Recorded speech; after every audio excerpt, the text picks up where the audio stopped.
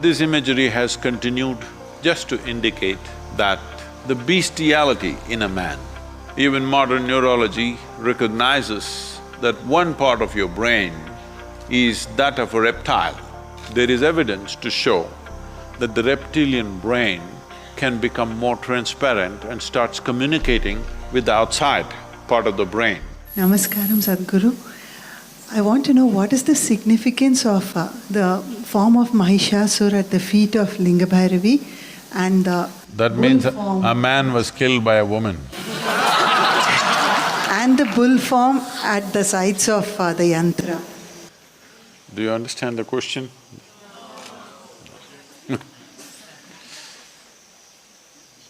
Mahishasura is a man first. We really don't know much about him, but traditionally he got terribly bad press.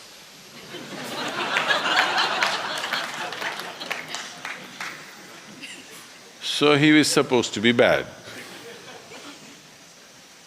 And Devi killed him. And his vehicle, poor guy, maybe he couldn't afford a horse, so you used a buffalo. And not only he was slaughtered, even his buffalo. Buffaloes can fight. So, in the past, certain people rode buffaloes because in a fight, a buffalo is much better than a horse. Horse is taller, that's the only advantage, that if you are a good fighter. But buffalo, if you train them well and if you keep them well nourished, they can rampage through crowds. So buffalo was a good one. And of course in India people used elephants to fight. He used a buffalo. This imagery has continued just to indicate that the beastality in a man, the beastly nature, the animal nature in a man, because you didn't drop from heaven as some people believe, you evolved. The qualities of an amoeba, an earthworm, a grasshopper, a buffalo, every kind of beast that evolution went through, elements of those qualities are still with you. Yes, sir, you know. They're still with you.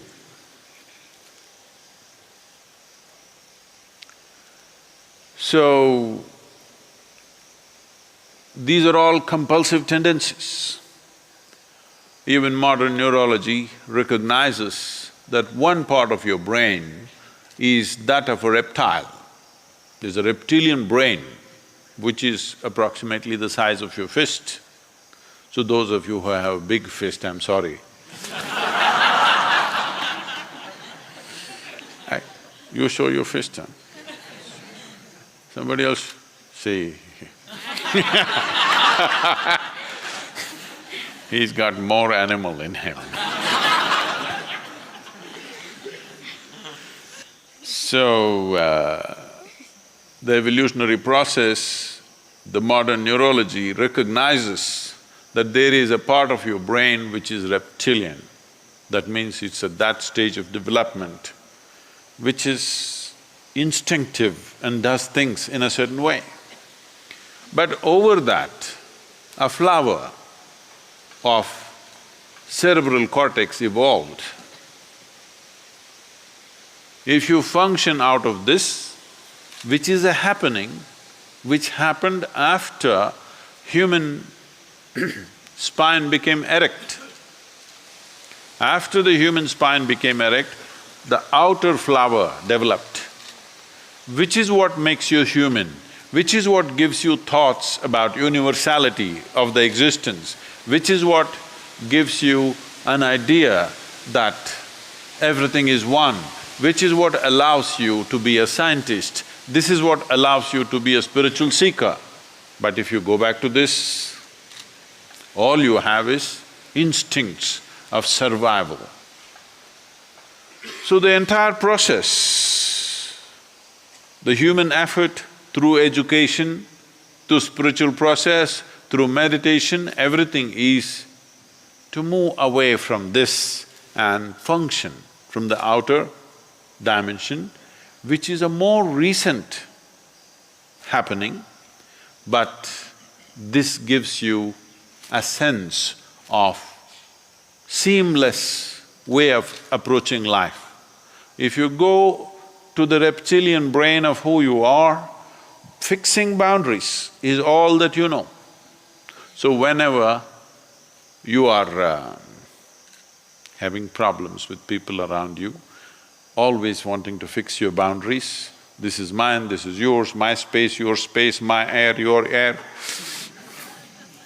When it comes, you must know you gotten here.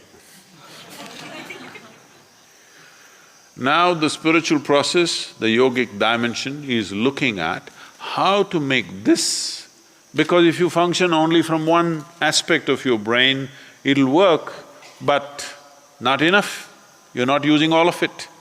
So there are methods, some of the methods you're already practicing, but the idea is to open this up. There is evidence to show that the reptilian brain can become more transparent and starts communicating with the outside part of the brain.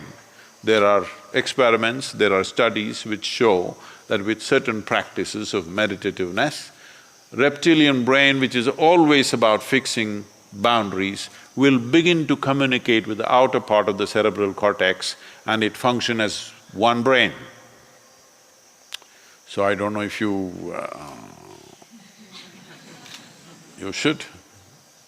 The flower should open up, and that is why in the yogic, you will see all the imagery in the yogic culture, flower, flower, small flower, small flower, small flower, big flower. It opened up. If it opens up, now human intelligence is functioning in a very unifying way, not in a divisive way, not in a way that you will become exclusive, you will become inclusive. Inclusiveness is not a philosophy. Inclusiveness is the nature of the existence. No other creature is able to realize this. They're all busy fixing boundaries. The dog is peeing all over the place, not because of urinary problems, but he's establishing a kingdom, pea kingdom, of course. Human beings are not any different. They're doing the same things in a different way. This is mine, that is mine, that is mine, that is mine. Fixing a kingdom, when it's possible, push it a little bit. When it's possible, push it a little bit. Not possible, put the wall. Happening all the time. So, the imagery or the symbolism is that beast has been killed and put down. That is the symbolism of Mahishasura and his buffalo, dead and down. This means you are big flower. And Navaratri is coming now. That means Navaratri literally means 9 nights. Why this Navaratri is? Every month, after the no moon day or the new moon day as it's called here, or the Amavasya, after that, days are counted. 9th day is called Navami, that means 9. 9th day it is. These 9 days are considered feminine. Out of the 28 days, 1.5 days or nearly 30 to 36 hours is a neutral time when the full moon is on. So 27 days are the days which are calculated in a certain way.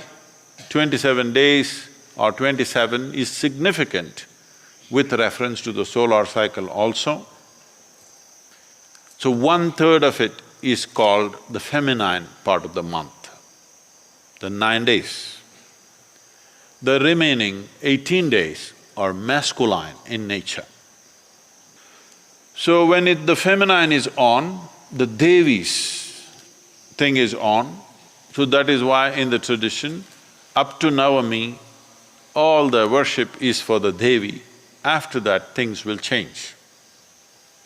Particularly in the tradition that comes from Kashmir, which is a very strong feminine worshipping culture, I'm talking about the past.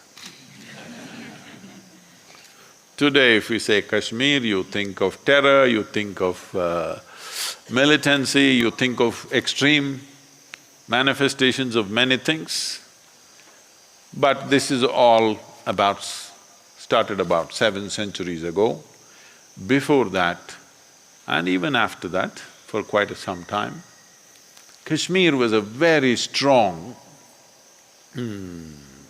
Devi process and very feminine-oriented practices, very powerful things were done. There are every Navami, that is every 9 days in this 12 months that is going on, they're dedicated to different Devis. The one that comes now, which is called the Dasara, or the Navaratri as it's largely celebrated, this is dedicated to Devi Sharada. This was considered most important because Sharada is the goddess of learning. So among the various things that a human being can do, this tradition held learning as the most important that a human being can do. He can fight, he can win, he can conquer, he can run. But the most important thing that a human being can do is they can learn. That is the significant aspect of who we are. Other creatures can run faster than us, they're stronger than us, they can do many things that we cannot do, but they can't learn like us. So this Navaratri, which is coming now, end of September, or no, beginning of October, I think, is dedicated to Sharada Devi, the goddess of learning, because this is unique to us. This is the pride of being human, that you can learn just about anything. If you're willing, you can learn. Even if they are willing, the other creatures cannot learn. So this is the most significant Navaratri dedicated to Sharada, and you must prepare learning something. And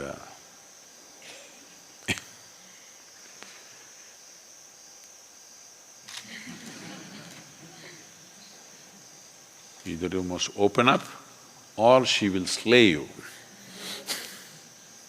She'll put you down there.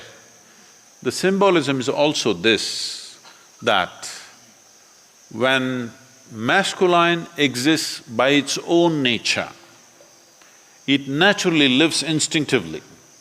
That means this. Only when feminine enters, it can become little open. So when it opened, the masculine or the beastly nature fell at her feet because she rose out of that. So the symbolism in the Devi temple is just that. Because she rose in full power, this bestiality is down there.